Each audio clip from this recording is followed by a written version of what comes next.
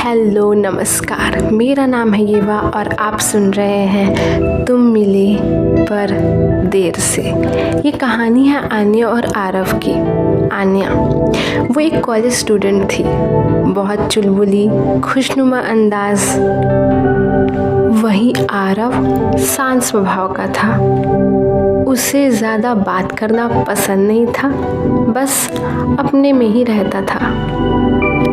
दोनों की दुनिया काफ़ी अलग थी। आन्या जो कि इंदौर से थी और आरव वो पुणे से था।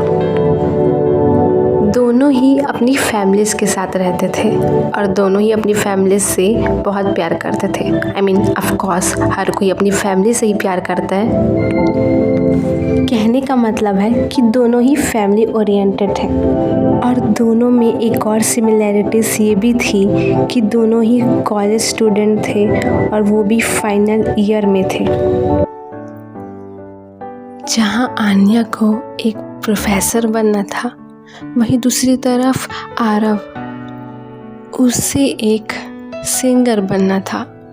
उसका सपना था कि वो एक बहुत बड़ा सिंगर बने। उसे गाने से प्यार था, लगाव था। दोनों की सोच, दोनों का प्रोफेशन, दोनों के सपने एक दूसरे से काफ़ी अलग थे।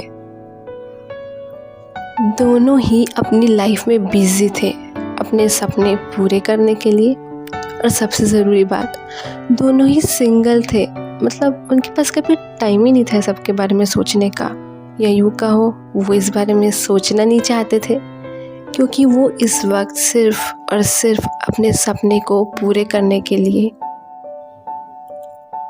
उसे हासिल करने के लिए मेहनत कर रहे थे।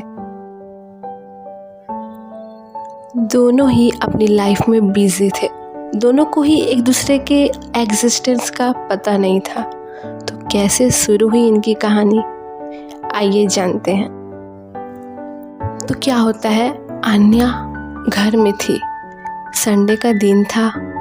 वो अभी पढ़ के ही उठी थी कि उसके फ़ोन में एक मैसेज आता है। उसे लगता है कि कोई स्पैम कॉल होगा, क्योंकि वो एक अननोन नंबर था। बट जब वो उसको खोल के देखती है तो उसे किसी अननोन नंबर से एक अजीब सा मैसेज आया हुआ था। उसमें लिखा था, मुझे यूँ बार बार परेशान करना छोड़ो और यूँ अलग अलग नंबरों से मैसेज करना भी। आई नो, मुझे पता है कि तुम ही हो। स्टॉप बॉदरिंग मी।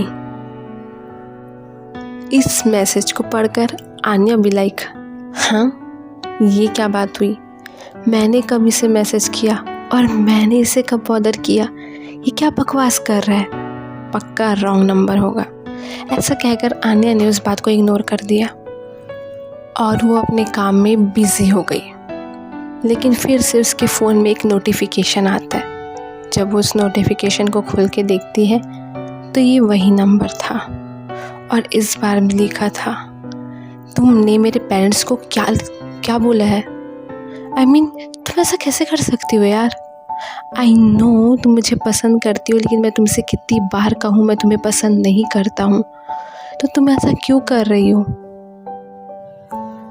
ये मैसेज पढ़कर आन्या का हुआ दिमाग खराब। वो गुस्से में उस नंबर पे फ़ोन लगाती है और फ़ोन जैसे ही कनेक्ट होता है वो बरस पड़ती है।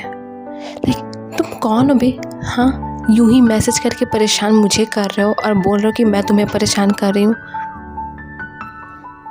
मैसेज करके तुम मेरा दिमाग ख़राब कर रहे हो, तुम मुझे बॉदर कर रहे हो और मुझे कह रहे हो stop bothering me. Are you mad or what. नहीं, प्रॉब्लम क्या है तुम्हारी जो यूँ बार बार मैसेज कर रहे हो। आन्या की बात सुनकर और उसका गुस्सा देखकर एक पल को तो आरव भी सहम गया, पर फिर खुद को ठीक करते हुए वो पूछता है, हु आर यू। और ये सवाल सुनते ही आन्या भी लाइक, तुम्हें ये नहीं पता मैं कौन हूँ और तुम मुझे मैसेज किए जा रहे हो, तुम सही में पागल हो क्या। जिसे सुनकर आरव भी लाइक, देखिए थोड़ा तमीज़ से बात कीजिए, ये नंबर तो स्वाति का था ना, तो आप कौन। मैं कौन हूँ इससे कोई फ़र्क नहीं पड़ता, मेरा नाम क्या है इससे भी, बस इतना समझ लीजिए कि मैं स्वाति नहीं हूँ, तो stop bothering me, okay bye. इतना कहकर आन्या फ़ोन काट देती है और आरव बस फ़ोन की स्क्रीन को घूरता रह जाता है और सोचता है, बाप रे क्या लड़की थी। कोई इतना गुस्सा कैसे हो सकता है। माना मुझसे गलती हुई, अच्छे से भी तो बोल सकती थी। एनीवेज छोड़ो, डैड को कॉल करके पूछता हूँ कि आखिर माजरा क्या है।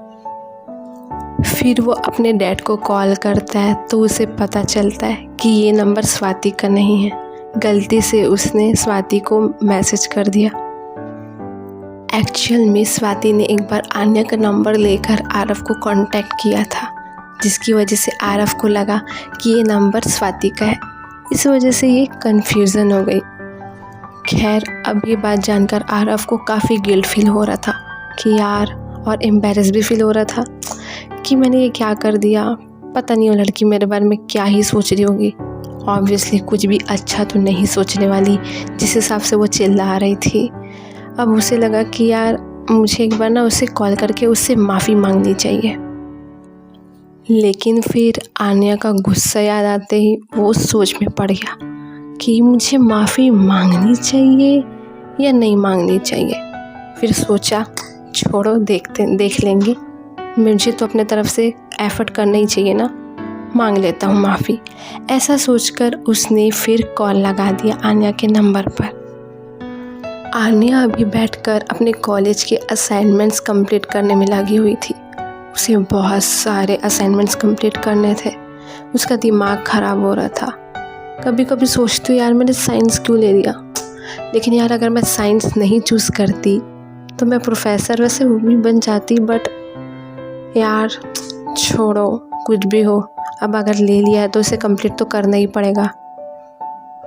वो यूँ बड़बड़ाते हुए अपने असाइनमेंट्स कंप्लीट कर रही थी कि तभी उसे फिर से कॉल आता है।